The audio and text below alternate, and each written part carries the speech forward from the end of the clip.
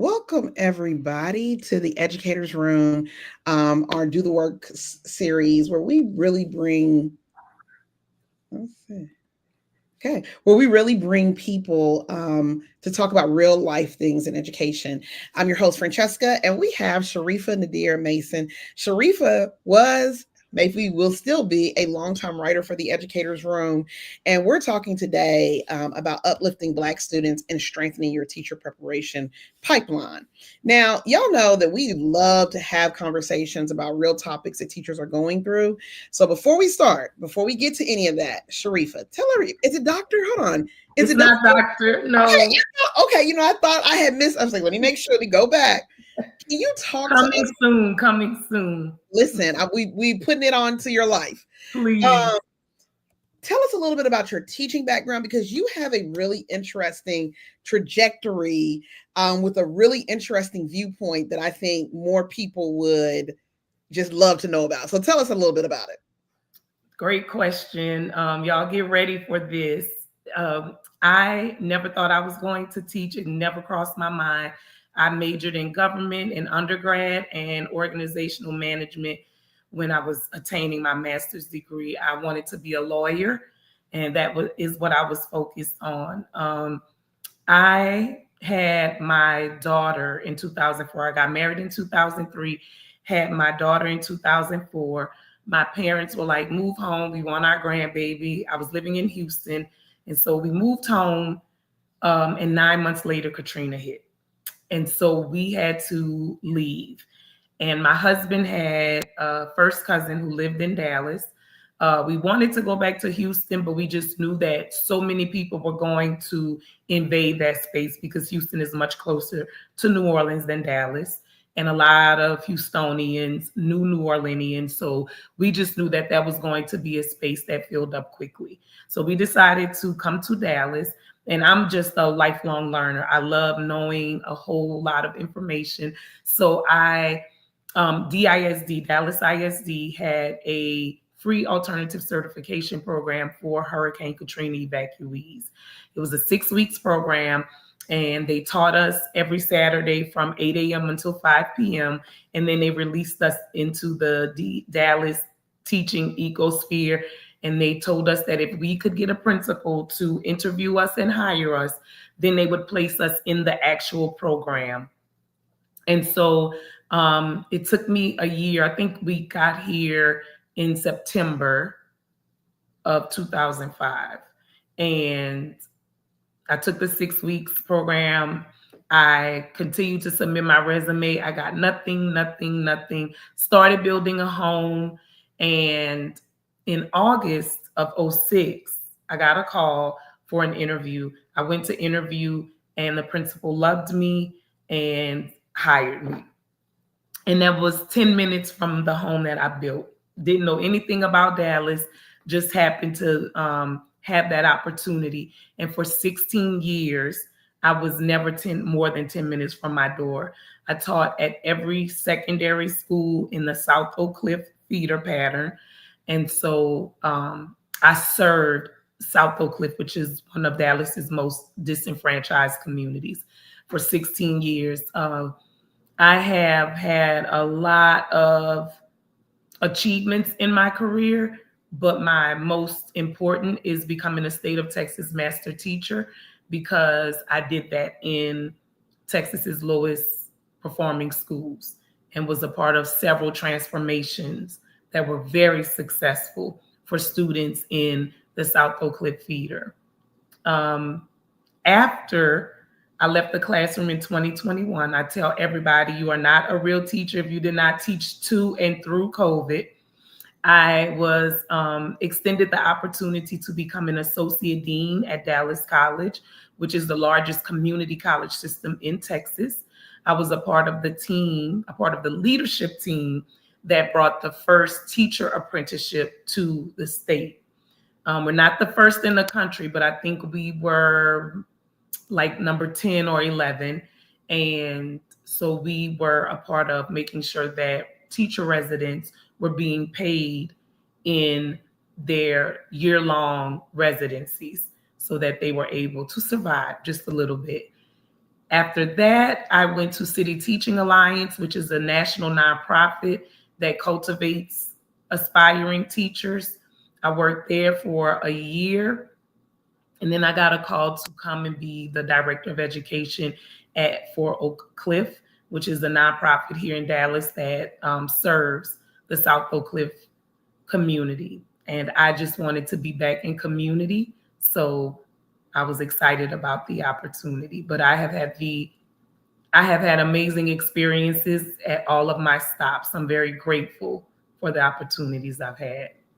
I mean, just your trajectory of, not expecting to be a teacher, Hurricane Katrina, then you go to Dallas, and then, I mean, this whole trajectory is so affirming because we're at a space right now where we have a lot of people who are in education who may not be classically trained educators. And sometimes it's like, what do I do after I've taught for maybe 10 years? I start getting an itch. I want to do something a little bit different. What can I do? And so your trajectory really shows people that here's a path that you can take. But you can also, because I feel like even though it's been a job, when you talk about working for some of these organizations, when we're talking about, teacher preparation programs, when we're talking about, Black students, all of these things, you really approach it from a research lens. And so let's talk about that for a minute, because we're at a day and age where research is not being it's not being embraced how it has been in the past, right? We know that we have leadership in the country that really is not worried about leadership, and they are definitely not worried about leadership. I'm sorry, not leadership. They're not worried about research, and they're definitely not worried about research for marginalized students. So knowing that, how did you get this research lens to start a lot of your work? Because for those of you, and I'll put her link up here, she's written extensively about several things that are research based. So talk to us a little bit about that and how you got that research lens. That is such a great question. Can't remember what year I was in as a teacher, but there was a fellowship called Teach Plus that started here in Texas, and I was a part of the inaugural cohort. And so we were some of the best and brightest teachers from across the state.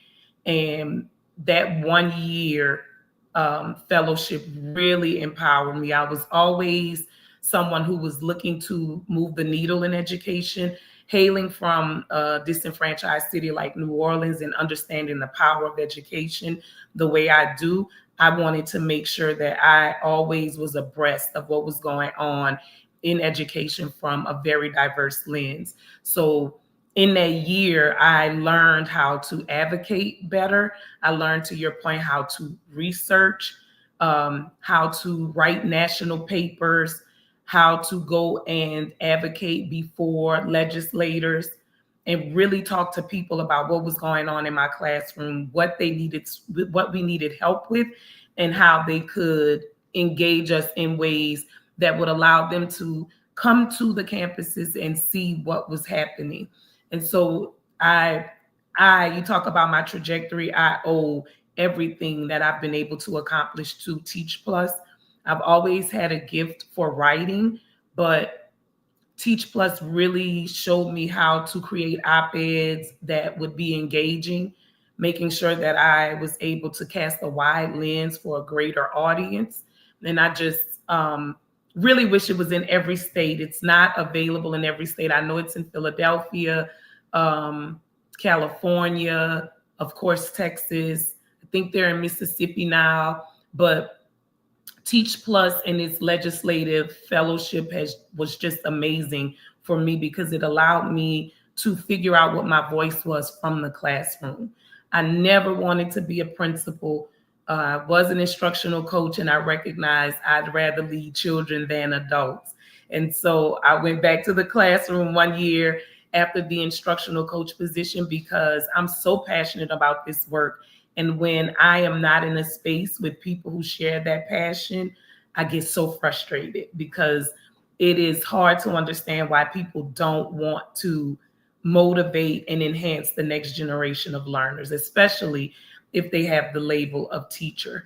So that is where I was groomed and fostered and nurtured. And from there, I just continued to do really amazing things. I don't know if you're aware of Sharif El-Mekki, who runs the Center for Black Educator Development, but I was able to write a paper with him entitled "To Be Who We Are, Black Teachers," on creating culturally affirming schools. Of course, I've written a plethora of op-eds. I've written a lot for the Educators Room. I've authored books. I've just been in a space where I was able to learn how to write to an audience, how to advocate when I'm in front of an audience, and more importantly, how to make sure I'm able to authentically show up and allow people to see everything that I'm asking and requiring of them by presenting myself in the most natural way possible. I love that because part of, I say this, and the Educators Room has been around 10 plus years now.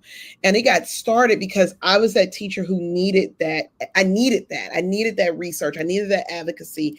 I love teaching. I love kids. I love working in schools, but I needed something more. And it didn't necessarily mean that I needed to be out of the classroom. I took that route, but that doesn't mean that's everybody's route. And so when you hear that, and that's why I put her author profile on the chat for you guys to see this, because she's written a lot for us around various topics, right? Now, we're talking because we're at a day and age, and the Educators Room, we have a community of over 100,000 plus people, right? And so you get a lot of people who'll say, well, what about Black students? What about why are we focused on them? Talk to us about the research around educating Black children, because what I have found is that many educators we don't understand the landscape of what is happening to our students. And those of us who do, we're screaming it from the rooftops. But, if you're in your silo, you're in your silo. So talk to us a little bit about that and what you've learned. I think the most important data stat that always comes to mind is Black boys, and if the percentage of them who will go to college just because they have one Black teacher in elementary school. 13% more likely to go to college. If they have two Black teachers in elementary school, it nearly triples. So when I think about that data stat, that alone has allowed me to recognize my greatness in this space and the greatness of Black teachers like me who are motivated by their own struggles, understanding where they came from, and then figuring out how to authentically show up for these students in a way that allows them to see themselves in a different light. And I think, you mentioned research in the last question. I think it's so important for people to understand that numbers don't lie. And the more we can tell stories with numbers, the more people will be apt to really figure out what it is that we are trying to facilitate. I think a lot of times, especially as Black people, we go with our passion and our stories, and those are great. But most people globally want to hear numbers. They want to understand what the outcomes are going to be, and they want to understand why they should invest in whatever it is you're doing. I know for me, a lot of times I would get so frustrated when I would talk to people because I know what I'm saying, I know it makes sense, and I know that it's correct, but I was missing that research piece. I was missing the right educators to quote. I was missing the right numbers to utilize. I did not have the data to support what I was saying. And I thought just my passion alone would move people. And when I was taught how to implement that research, how to go out and survey people, how to talk to people, record people, use their quotes, start to implement their experiences into my work, that is when everything really changed for me, because again, I was able to cast a wider net and engage and attract a more vast audience, because I wasn't just speaking from the little girl who grew up in New Orleans and understands the power of education and wants you to see me as a state of Texas master teacher. I was talking to you about the fact that I can go to diverse people and they can also support what I'm telling you. even if they do not have the same lived experiences I have. I can go and find the research that supports it and give you percentages and numbers that will make a person who is only worried about numerical stats truly understand the dire straits we are in when it comes to educating Black children. And so that's why I think that the question was so poignant. It is imperative that we are embedding analytical research and data into everything that we write and talk about so that people can quantify what we're saying and actually put a number to the face of the problem. We're 5 years past COVID and I still don't know how to unmute. Part of it is, giving data shuts a lot of the naysayers up, like right now you have a war on diversity. You have a war on helping people. You have a war on not just minorities, on women. You have people are targeted, and that research helps you stay grounded on your why. So a lot of times when people are coming and people are asking, well, why this or why you're not, it should be for everybody. Yeah, everybody needs help. But for this, as educators who are practitioners, we have to be able to look at things in nuances, and we have to be able to say, what does this group need that the other group may not need at that point, right? So we do that and we say that, but I wanted to start with that because I already know there are naysayers. I want to talk about like some of the common misconceptions, right? About Black student achievement that schools need to unlearn. And I particularly want to talk about that because I get a lot of people who say, oh, they can't even read on level, or, just we'll just say Black boys, right? They're not reading on level. And when I explain to people the research and that probably 5, 6, maybe a little bit longer when Common Core came around, we took reading levels and we upped them by 2 years. People don't know that. Like the scale that was once the reading level, we upped it by 2 years, right? So you might get a kid who right now, on paper, he's reading on a 3rd grade level and he's in 6th grade. In actuality, he's not reading on a 3rd, he's probably reading on a 5th grade level. But because during Common Core, we upped the reading levels, the Lexile levels, I'm sorry, I mean, very technical. We up Lexile levels to make kids college and career ready. So I talk to people about this all the time.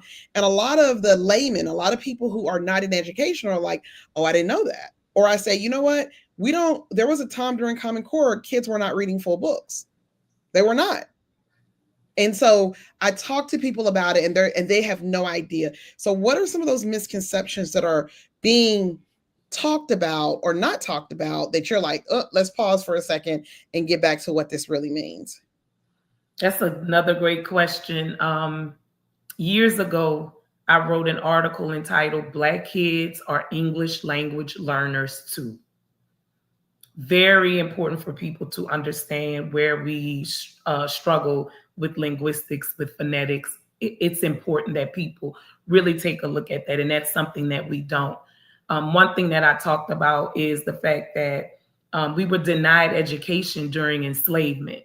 So our ability to pick up the broken English that we were able to decode, or the English that we were able to decode into broken English, was something that carried on for generations. If, like me, you come from a disenfranchised community, you read what you hear.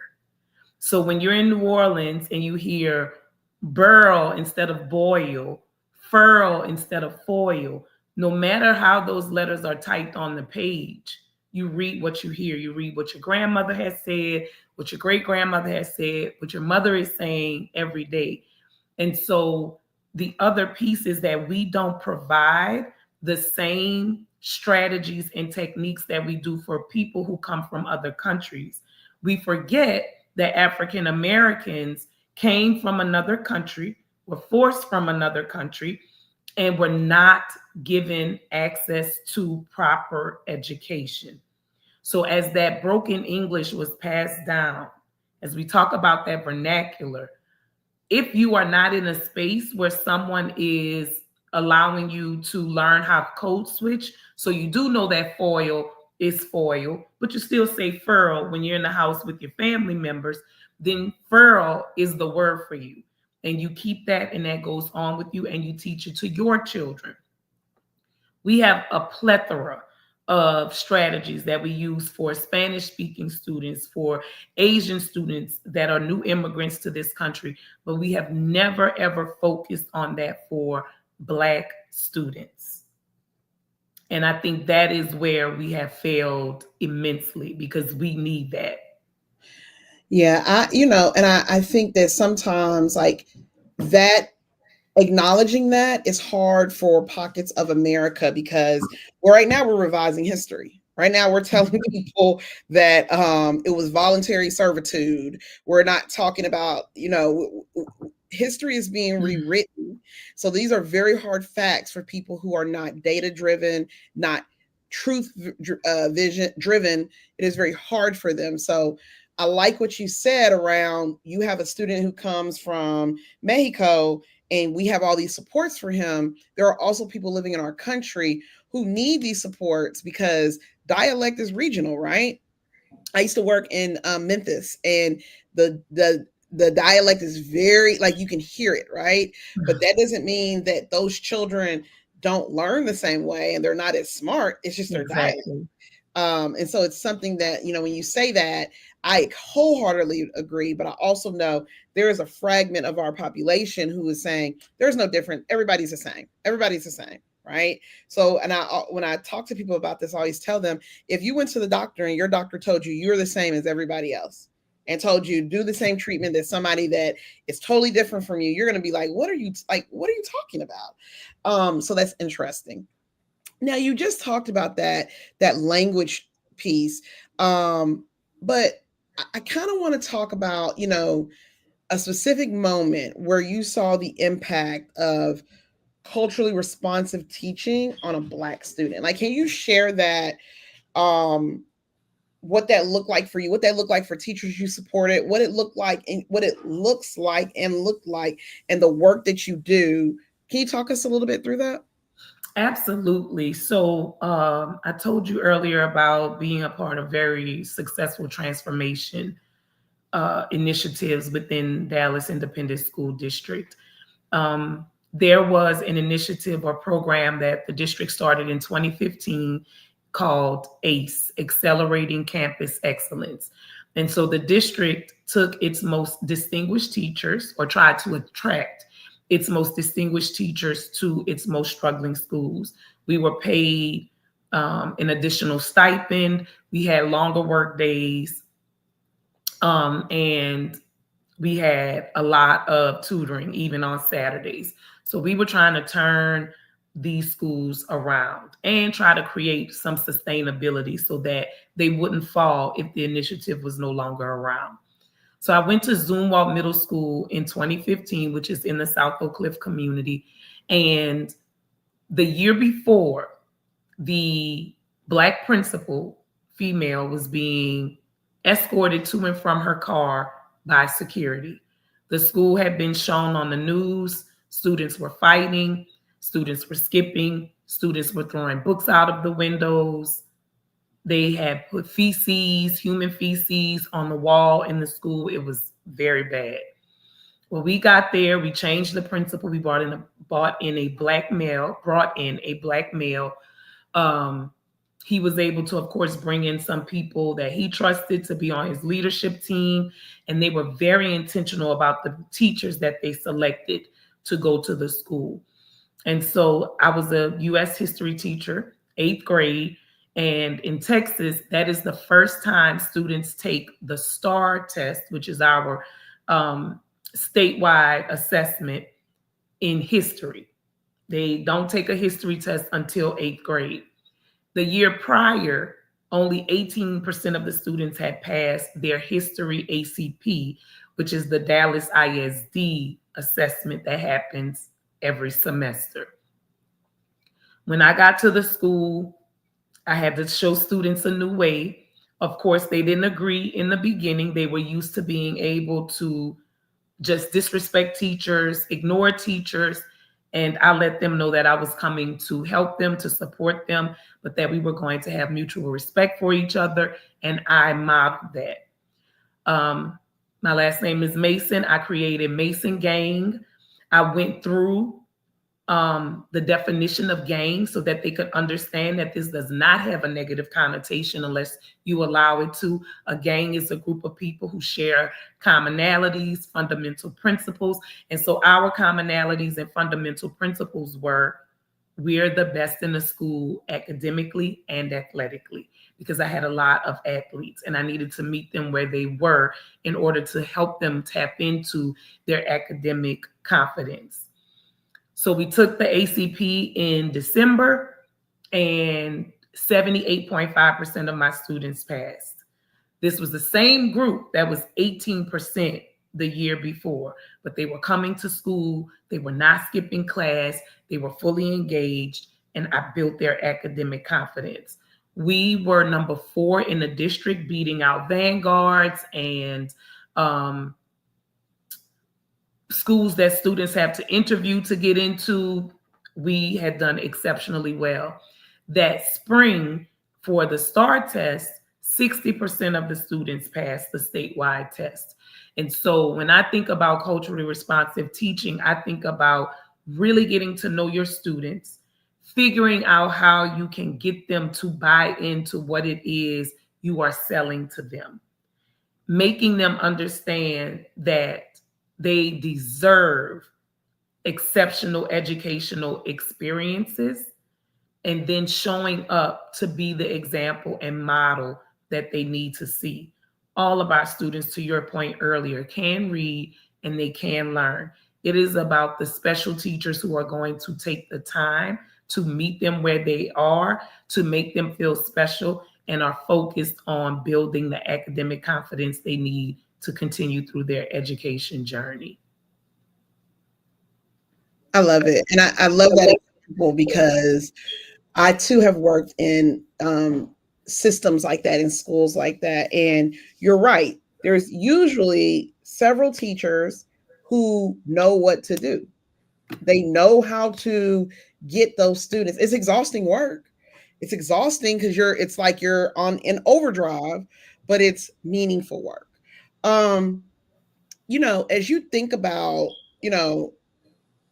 we're now, from the top down, we have the Department of Education, which in theory is supposed to, go down.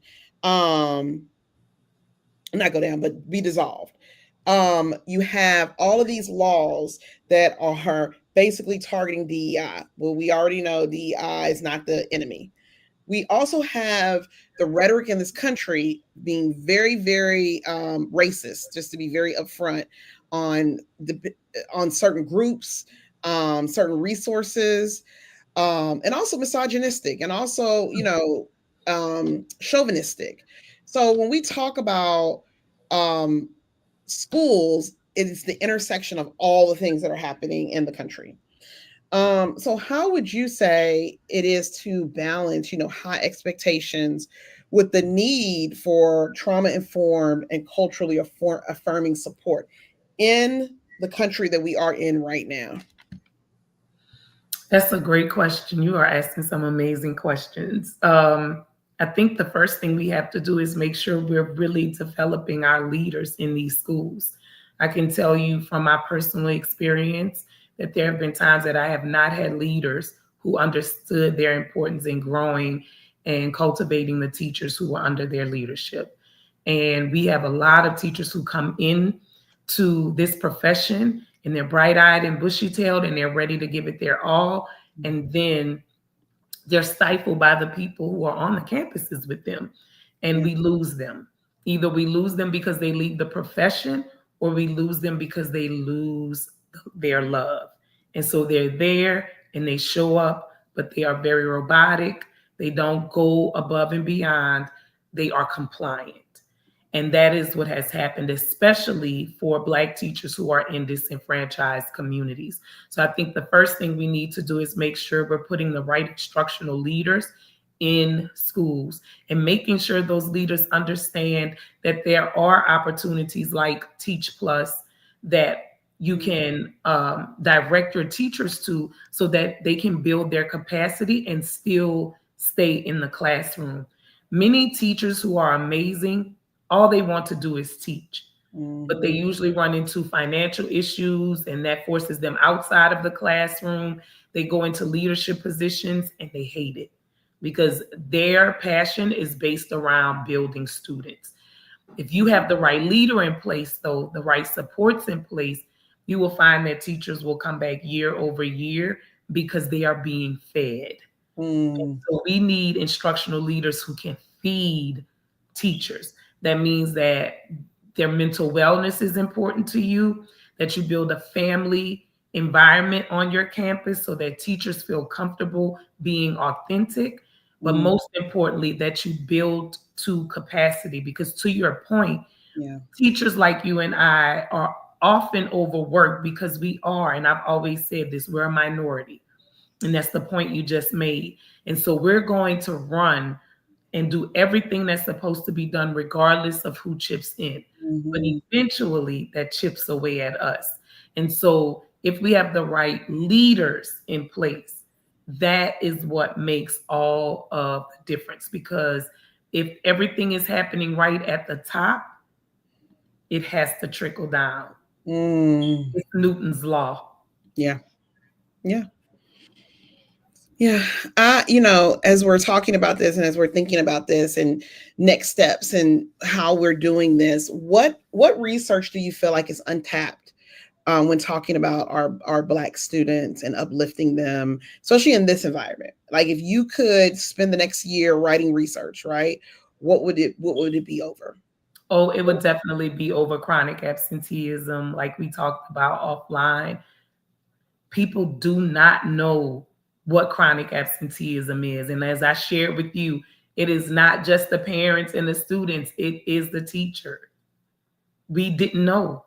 We were looking at numbers from a totally different standpoint. We were looking at data, but nobody really amplified chronic absenteeism. So for the next year, that is my focus in my role. And I am writing um, op-eds and I'm writing papers because I need people to understand that when the country is at 28%, and this is, of course, it was exacerbated after COVID, but we had a chronic absenteeism issue before COVID, which is something a lot of people are not privy to, did not know that. Some things that we've just labeled COVID, the enemy of all things, it was already an issue. Of course, to your point earlier, it has grown, it has expanded because of COVID, because we were home for so long, and because people got used to remote and virtual learning.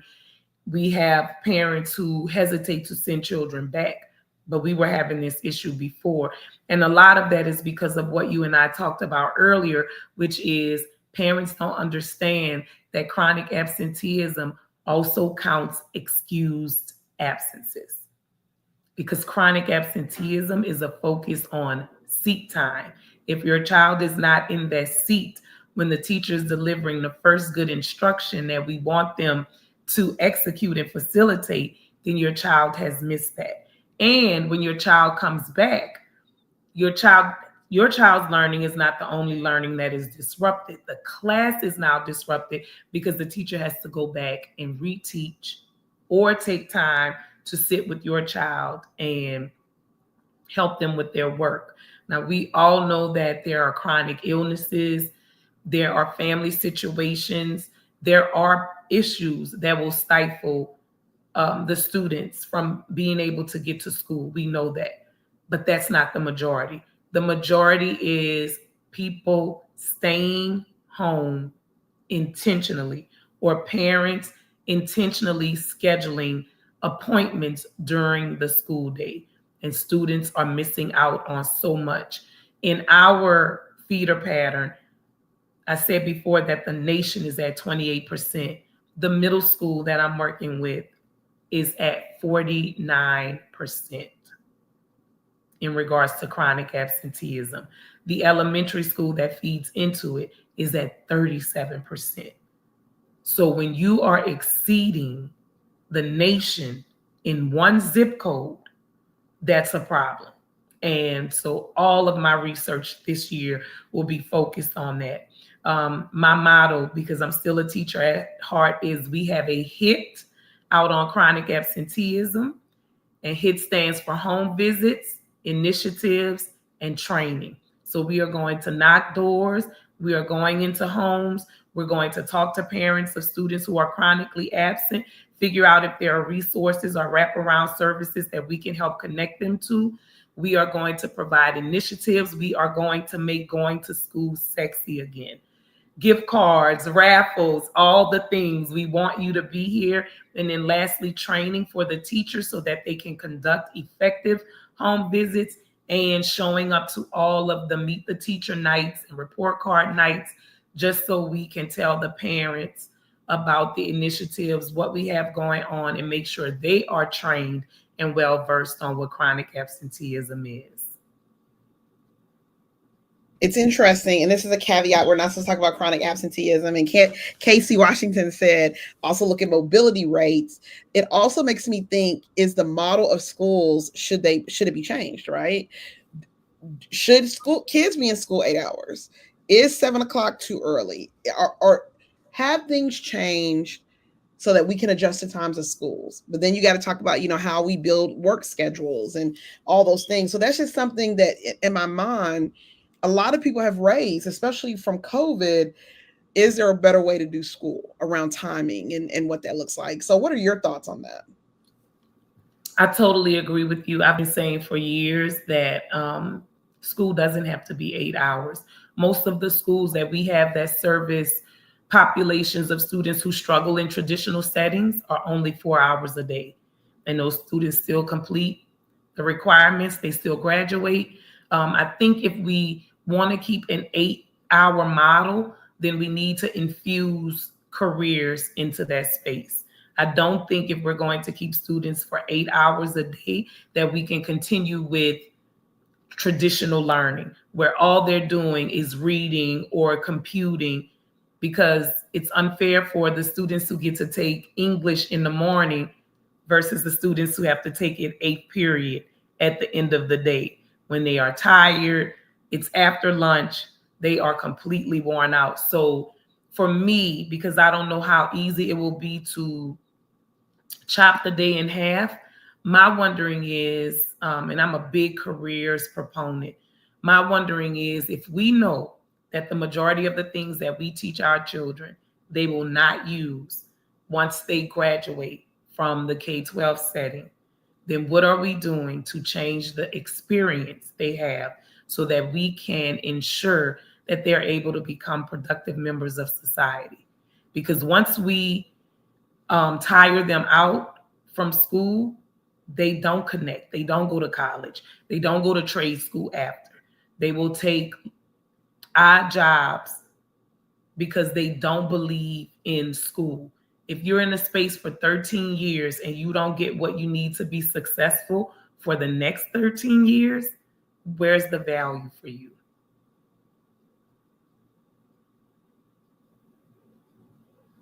Oh, I was talking and my mute was on, and then my dog just came in here all dirty. When we're talking about this, and you're talking about revamping how school looks, yes, parents have to work, so it just might look a little bit different, right? You might take your core classes between 10 and 2.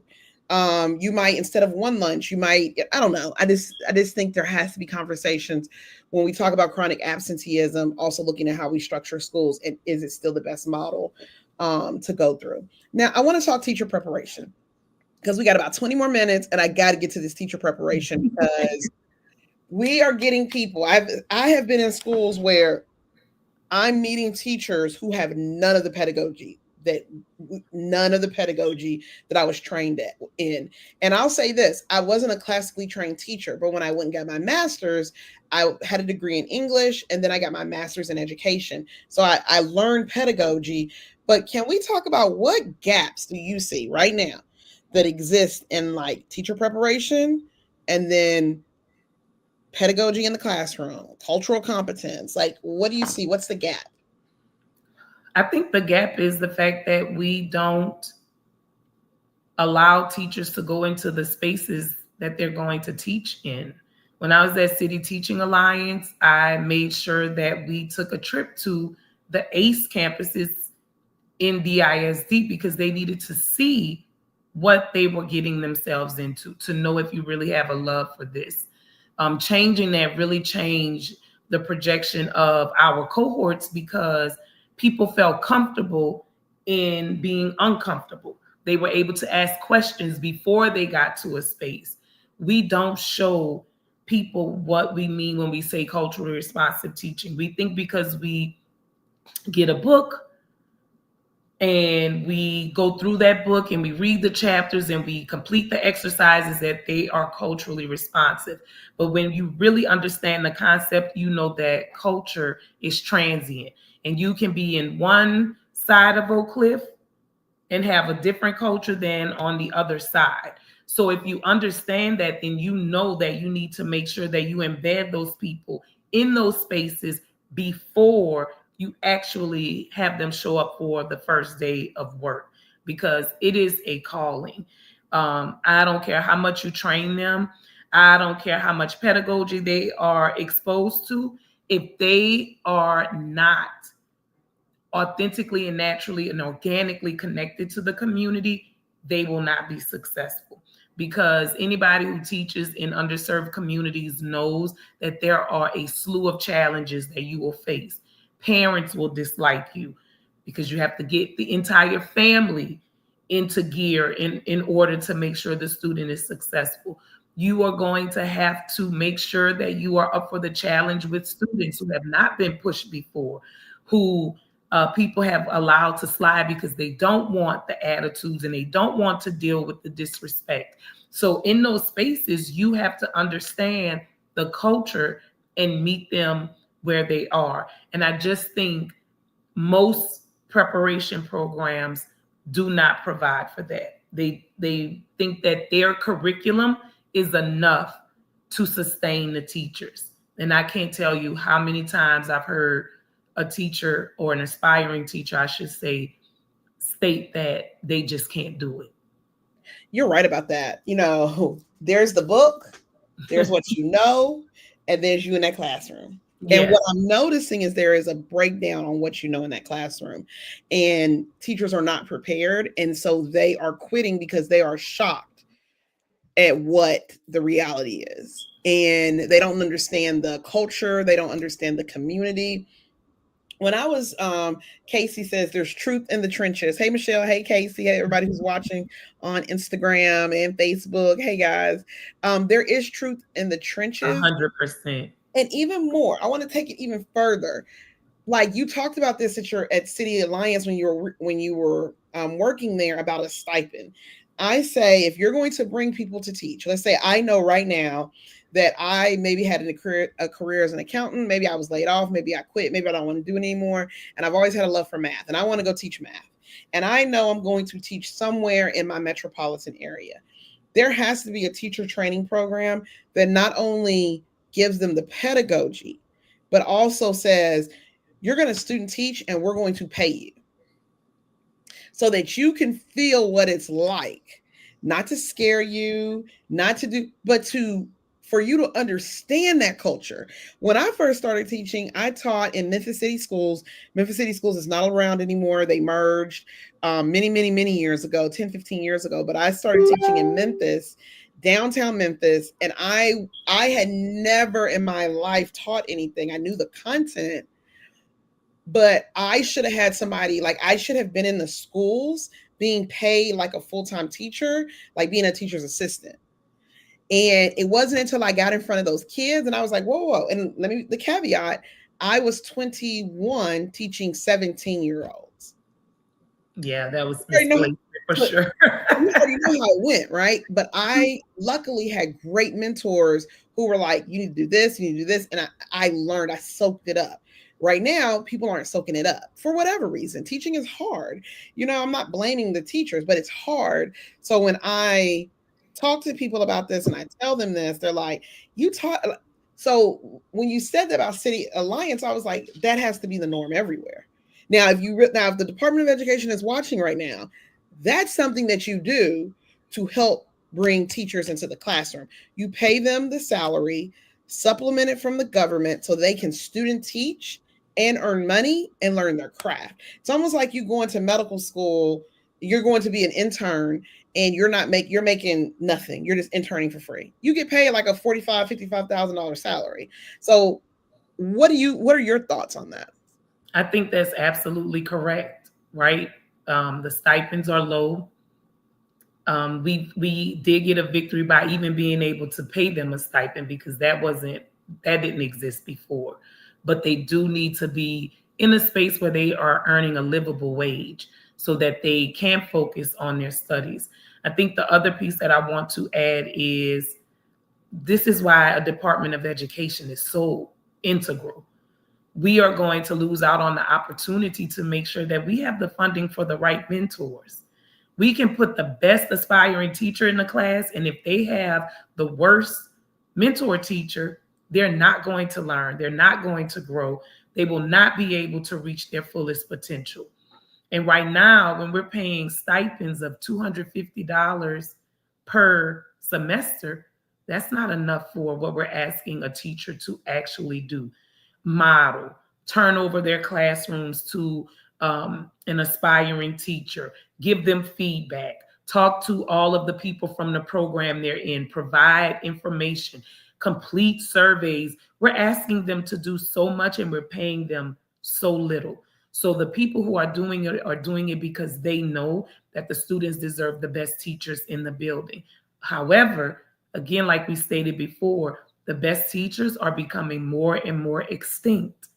And so when we have anybody, the luck of the draw, becoming mentors, then we are not doing our best to make sure that the aspiring teachers have the experiences that they deserve.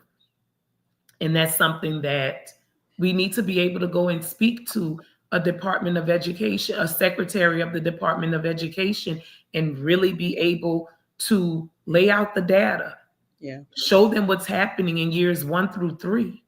It used to be we were looking at years 3 through 5. They're not even making it to year 5 anymore. Mm-hmm. And a lot of them will tell you it is because of mentorship. They felt like they were sinking from the very beginning, And financially and being taught pedagogically. yeah. It's interesting you just said that about the mentors, because that was going to be my next question. But we just had an article written, and it was mind blowing on the people who argued both sides, right? Where a younger teacher said basically there's ageism in education, right? I'm a new Mm, teacher, I'm excited to be there, and then I get a teacher who maybe has taught for decades, and they snuff out my love of teaching. Like it's just gone. It's almost the author. He's a young teacher, and he basically said it's almost like bullying, right? And it happens, and no one wants to talk about it. Nobody wants to talk about the ageism. Nobody wants to talk about these things. So it just made me think when you said that. I was like, you know what? That is so interesting. So when we talk mentorship, what should mentorship look like to retain teachers? Number one, it should look like a statewide convening of people, of teachers who want to be mentors.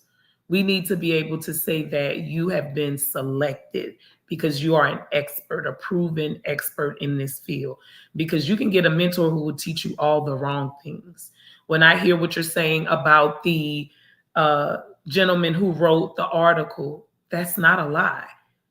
A lot of our older teachers have antiquated ways of approaching teaching.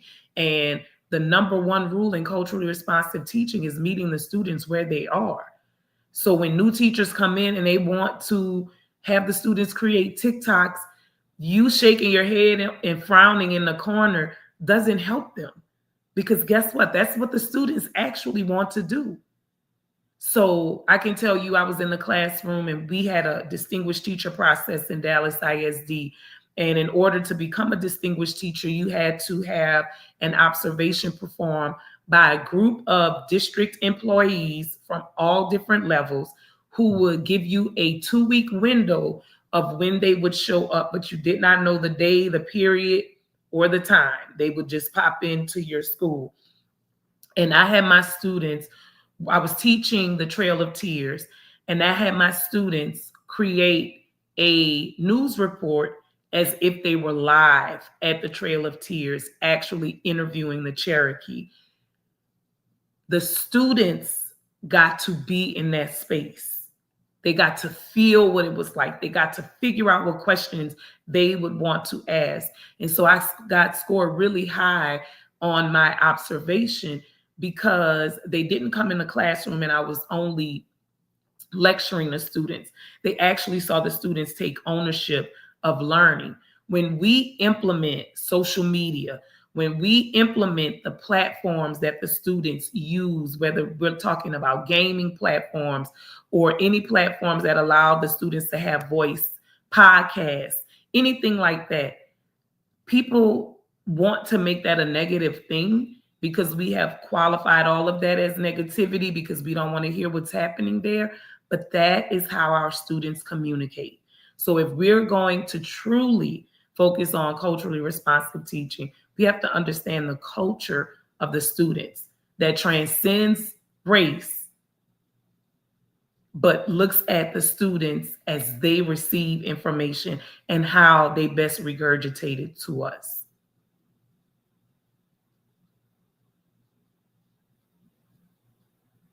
People who want to be mentors, I wanted to shout, right? And I'm going to go a little bit further. We need to pay them.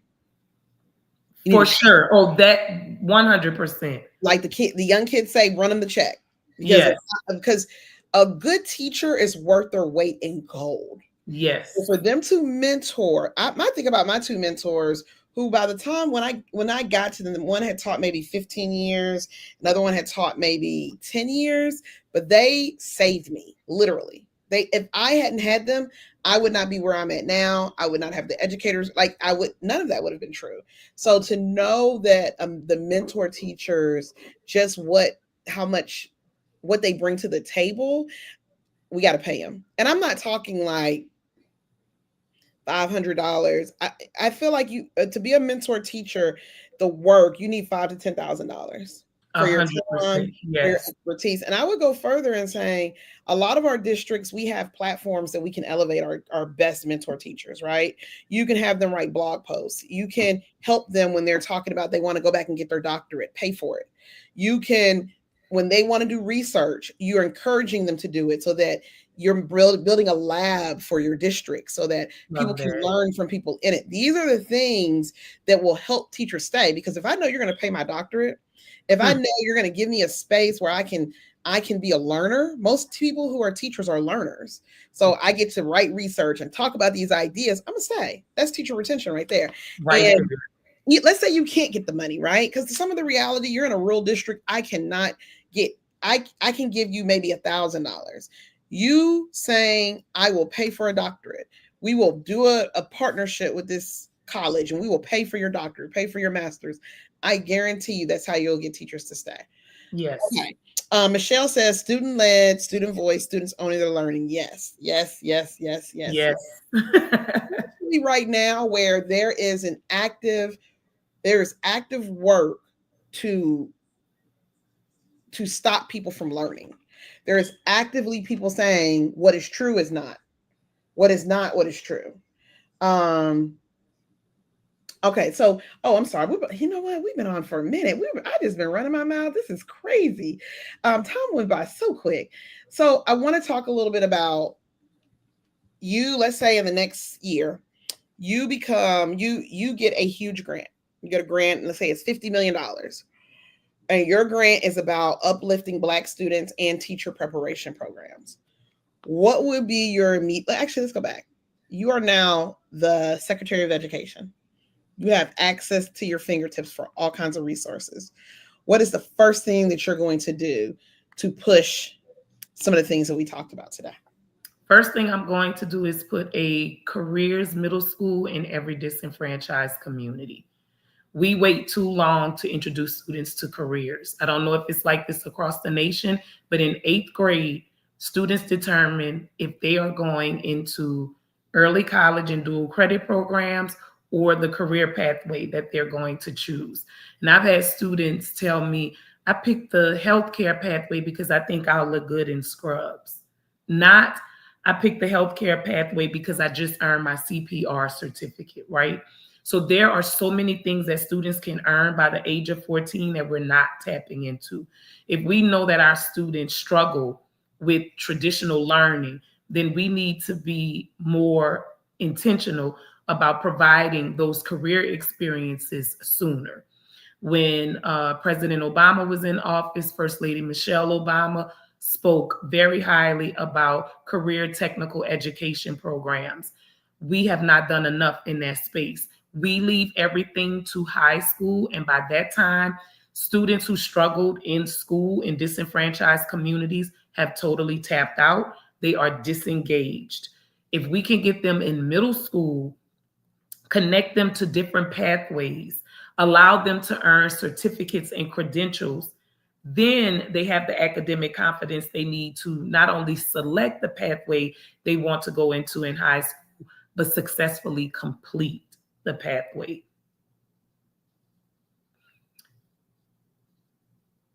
Sorry. It's interesting that you said that, because I do think middle school is the proper way. And you have a lot of schools pre all these cuts that happened, and this big, beautiful bill, which is impacting some of this, where college and career readiness is really starting in elementary. You have some school districts that are saying, you know what, we need to catch them even earlier.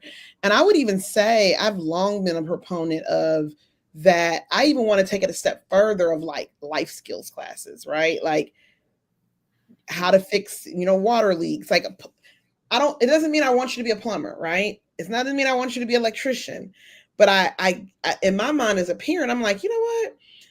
I wouldn't mind for all of my kids to take a mechanics class, because you never know. It might be a little girl that's like, oh my God, I love cars, or I want to be an engineer, or, that's the type of stuff that it goes from there. What else would you do if you were the Secretary of Education?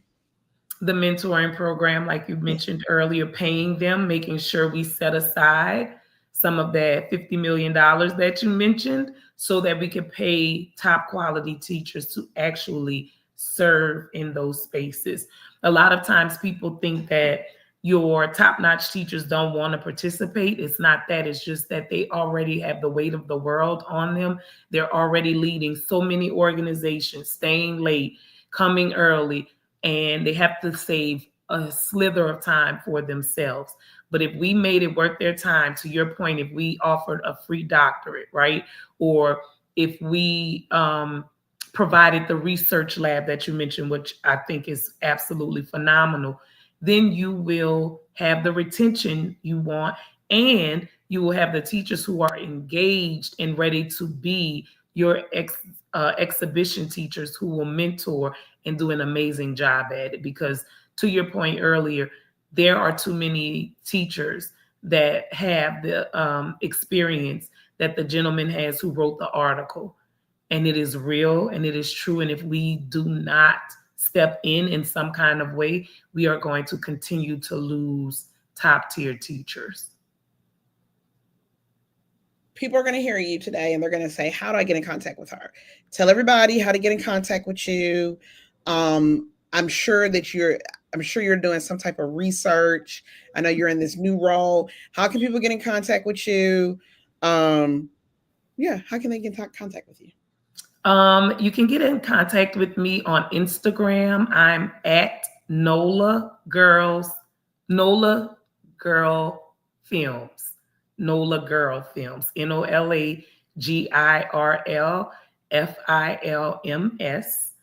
I am Shareefah Nadir-Mason on Facebook and LinkedIn. As we finish this conversation, I want you to be, first off, you guys follow her, reach out to her, read her stuff. Please. You can come back to the Educators Room anytime you want. Thank you. I love the Educators Room. Listen, I want to write about chronic absenteeism. Let's go. I'm ready. I've just been so deep in this doctoral journey. That's why you haven't gotten anything from me in a while. I know how that is a grind that people don't realize. That it's like a job. So it is. I have my real job, then I have my doctoral job. I gotta stay focused, or else I'm not gonna get paid from this doctoral. Thank you for joining us. This has been such a great conversation. And absolutely, every time I hear you talk, every time you write, I just hear the research. I hear it. I hear the research. I hear the policy. I hear the advocacy. And that is what's missing from many of the conversations today about education. Guys, you will see us next week. Next week, we're going to bring our good friend Michelle Lamons Rayford. She's going to come and she is going to really talk about culture when you're talking about being culturally affirming pedagogy. So this is like an offset. And then the week after that, we are going to have talk a little bit further about teacher shortages and retaining educators. And then the 27th, I'm going to be talking about anxiety in our children. So meet us every Wednesday, 6 o'clock. It might be a little bit later next week because we're going to be on West Coast time. But Shareefah, thank you so much. Please let us know how we can always help you and help Can your I add something really quickly? Oh, for sure. Yeah, yeah. Okay, awesome. I just want to say thank you, Francesca, for this amazing platform that you've created.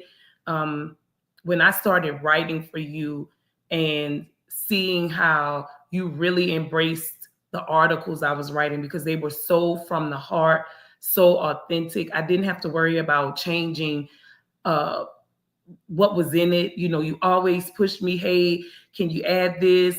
I think this will make it stronger. I just want to thank you for creating this space. It's so authentic, it's so embracing, so inviting.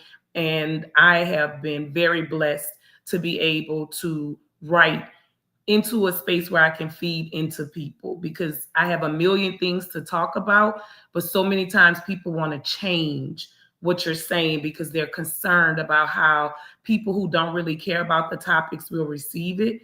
And you provide this really organic space that allows people to show up completely authentically and really talk about the root causes of issues without shaming. So I appreciate you so much. I received that. And that's the thing, you know, the educators room, we've had people who have read us for 10 plus years and they're like, listen, I always know that you guys are going to give it to me real, whether it's an article that I'm reading or, you know, if you guys haven't seen, go on our Facebook pages.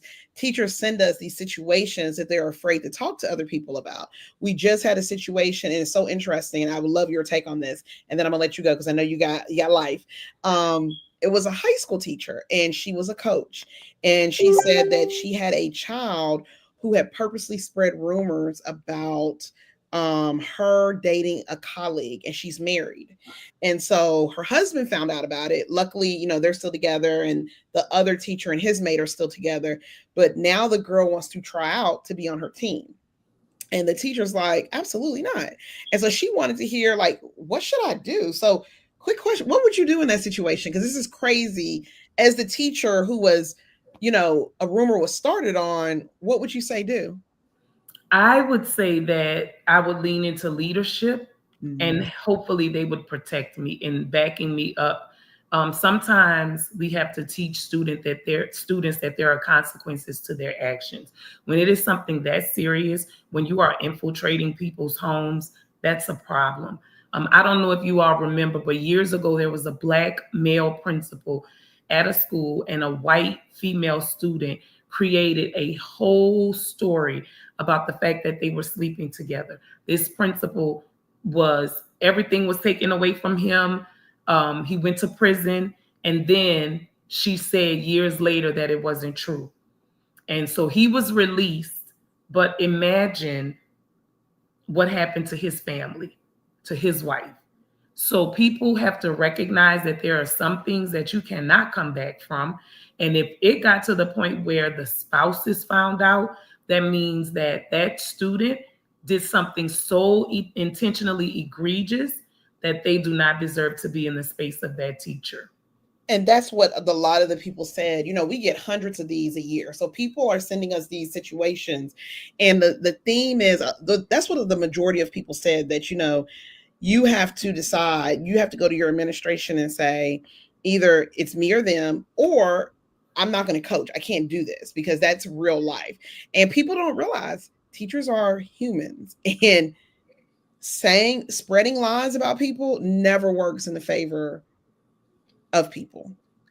Thank you. I haven't seen this on the educators room, so it sounds like we need a Dear Shareefah column Girl, where let's people go. can send in and Listen, I'm telling you, I please. And sometimes what we've also done, people send us these, but we also have had writers who just have situations of their own, and they're like, my friend told me this, and she's a teacher, and they write about it, and they're like, I got to talk about this. Yeah. One of the stories that was really interesting was a teacher who, she wanted to know, I get 10, I'm just giving a number, I get 10 sick days a year, but every time I use them, I get harassed.